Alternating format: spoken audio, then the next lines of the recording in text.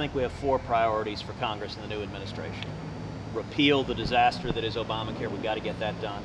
Pass fundamental tax reform.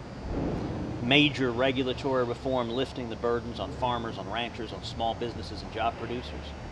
And then nominating and confirming strong constitutionalists to the courts. Those are the 4 major priorities. We got to deliver on those. Failure is not an option. Obamacare repeal, it's had a tough couple of weeks, but we're going to get it done. I'm convinced we're going to get it done. And I am devoting every waking moment, day and night, to trying to bring Republicans together, to accomplish the results we have in front of us, to honor our promises, to do what we said we would do. If we do that, the economy will take off, because the most important thing that Texans care about is jobs and economic growth. That's the consistent message I hear here in West Texas, I hear it in East Texas, I hear it in the Panhandle and the Valley, is jobs, economic growth. We want wages up, we want more opportunity for the next generations. And that comes from repealing Obamacare, from tax reform, from reg reform, from getting the federal government off of the backs of farmers and ranchers and small businesses. Well, agriculture is critical to the Texas economy. The farmers and ranchers here in West Texas are the backbone of our state, of our community. And I'll tell you, cotton, Texas leads the country in cotton, and it's West Texas. The high plains are driving that. Cotton has had a tough several years. Cotton farmers are hurting, they're struggling, but they're strong and resilient.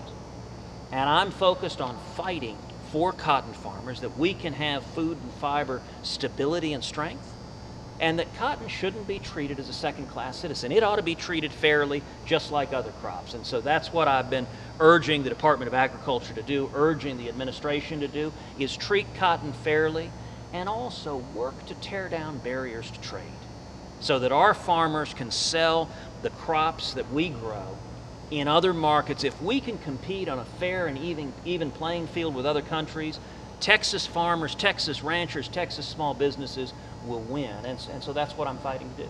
Well, when it comes to energy, Texas has for a long time led the world in energy. We are a state of energy entrepreneurs. We know how to generate energy, we know how to innovate, and whether it is oil and gas or whether it's new forms of energy, it will be Texas leading the way. You know, you look at the shale revolution. It's transformed the energy picture. You know, a lot of us remember back when Jimmy Carter was president, people were talking about peak oil, that we're going to run out of oil.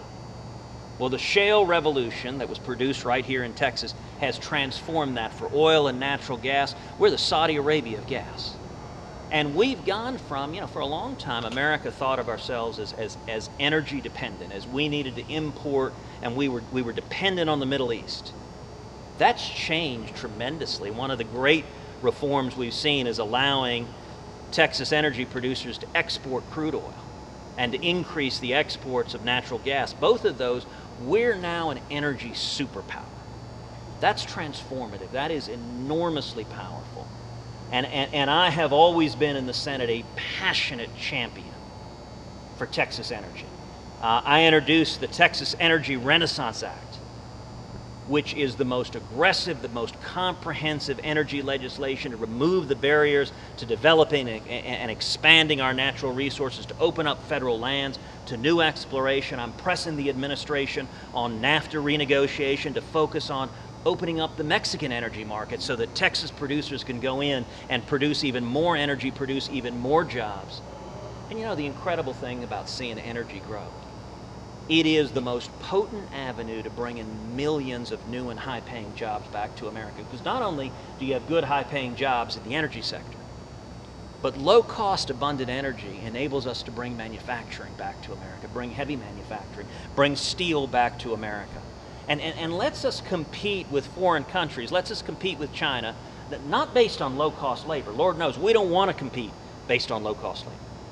But it lets us compete based on the tremendous energy resources we have here, the low-cost, abundant energy.